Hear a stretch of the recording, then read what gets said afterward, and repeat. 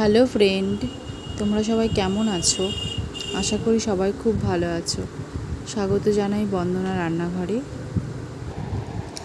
আজকে আমি তোমাদের পমফ্রেট মাছের কালিয়া করে দেখাবো। দেখো, মাছগুলোকে আমি ভালো করে ধুয়ে লবণ হলুদ মাখিয়ে নিয়েছিলাম। এবার মাছগুলোকে ভেজে নিচ্ছি।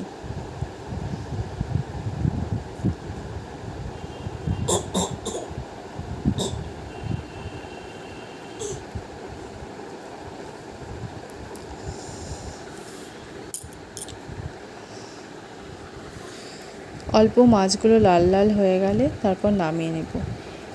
এপিঠ ওপিঠ ভালো করে ভেজে নিচ্ছি। দেখো, মাঝের দুই পাশটাই ভালো করে ভাজতে হবে, না হলে পরে কাঁচা কাঁচা থাকবে।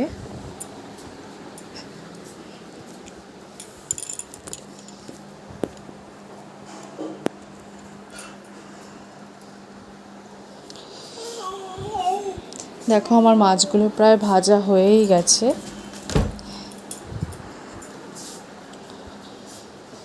মাছগুলো আকারে বড় বড় তো, তাই একটু কম নিয়ে ভাজা হচ্ছে। 2-3টে করে ভাজা হচ্ছে, কারণ না হলে ভেঙে যাবে। এই কড়াইটা হচ্ছে একটু গর্ত গর্ত টাইপের তো, আর একটু ছড়ানো থাকলে পরে তাও 4টে দেওয়া যায়, কিন্তু যেহেতু এটা গর্ত টাইপের সেই জন্য দিতে পারছি না।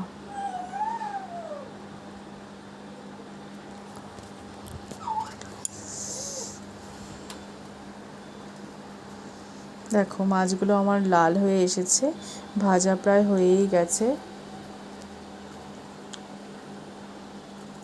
এবার আমি নামিয়ে নিচ্ছি।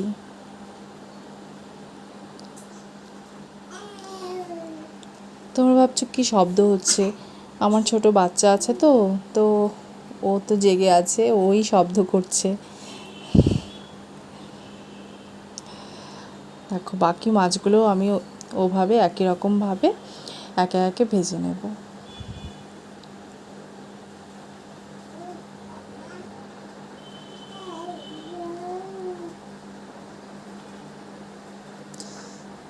দেখো, হয়ে গেছে আমার ভাজা।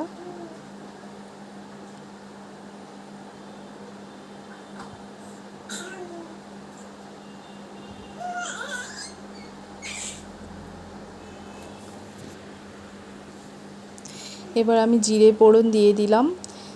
জিরে ফোড়ন দেওয়ার পরে পেঁয়াজ বাটা, রসুন বাটা, আদা বাটা, টমেটো বাটা সবগুলো আমি ফোড়নের মধ্যে দিয়ে দিলাম আমি ফোড়নের মধ্যে। তো এবার এটা ভালো করে কষিয়ে নেব যতক্ষণ না পর্যন্ত এই মশলাগুলোর কাঁচা গন্ধটা বেরিয়ে আসে।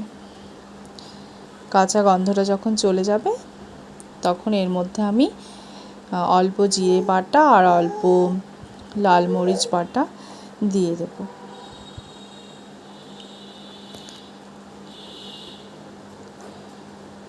তো পেঁয়াজ, রসুন, আদা, টমেটো এই বাটাটাকে ভালো করে কষিয়ে নিতে হবে।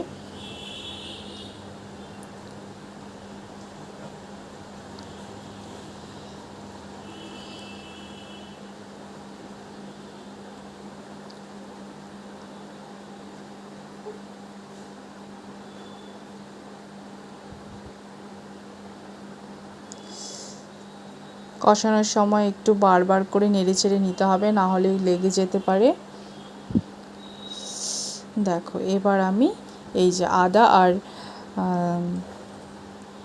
অল্প জিরে আর অল্প হচ্ছে তোমার লাল মরিচ বাটা, সেটা হচ্ছে দিয়ে দিলাম। আদাটা আমি আগেই দিয়েছিলাম, সেজন্য এখানে একটুখানি আদা দিয়েছি। তোমরা চাইলে নাও দিতে পারো, একবার দিলেই হবে। লবণ দিয়ে দেবো স্বাদ মতো, আর অল্প হলুদ দিয়ে দেবো স্বাদ মতো। লবণ হলুদ দিয়ে দিলাম আমি স্বাদ মতো। এবার এটাকে ভালো করে নেড়ে চেড়ে কষিয়ে নিতে হবে।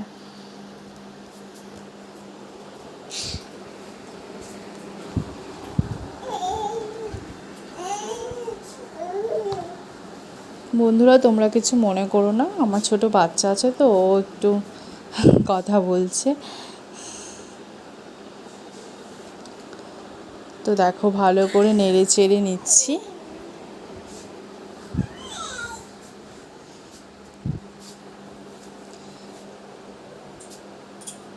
এবার যতক্ষণ না পর্যন্ত মশলা থেকে তেল বের হবে ততক্ষণ জল দিতে পারবো না। মশলা থেকে তেল বেরিয়ে আসলে সামান্য জল দিয়ে দেবো, যেহেতু কালিয়া অত জল দেওয়া যাবে না, সামান্য জল দিয়ে দেবো।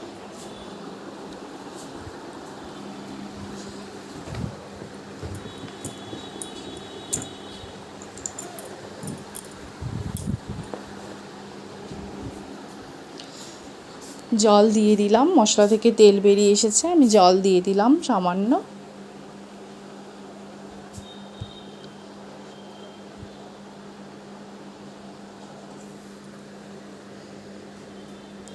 খেয়াল রাখতে হবে যে ঝোলটা যেন একটু ভারী থাকে, যেহেতু এটা কালিয়া। এবার একটা কাঁচা লঙ্কা চিড়ে দিয়ে দিলাম।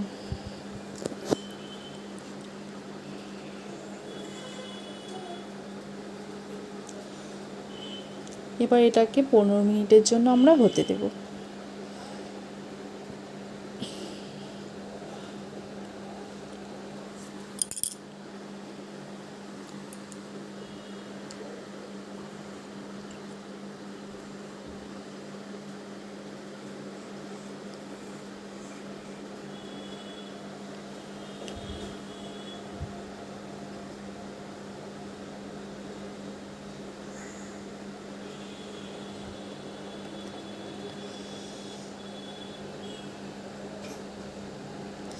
দেখো আস্তে আস্তে ঝোলের জলটা হচ্ছে ফুটে উঠছে।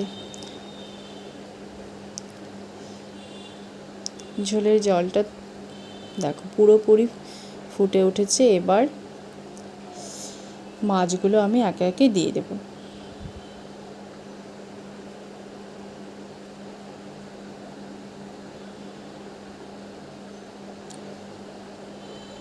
মাছগুলো ঝোলের মধ্যে বেশিক্ষণ রাখা যাবে না, গরম ঝোলে, মানে জালটা আর দেওয়া যাবে না, তাহলে ভেঙে যেতে পারে। তো সাথে সাথেই নামিয়ে নিতে হবে, একটু পরেই, অল্প ফুটে গেলেই নামিয়ে নিতে হবে।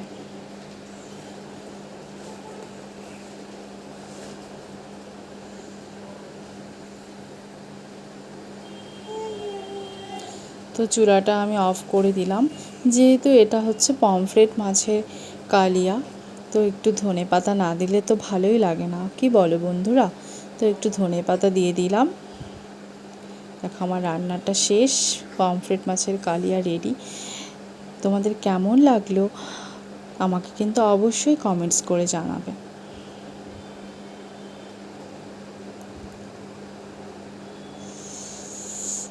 দেখো, একটা লাইক, কমেন্ট, শেয়ার করে দেবে আর সাবস্ক্রাইব করে দেবে।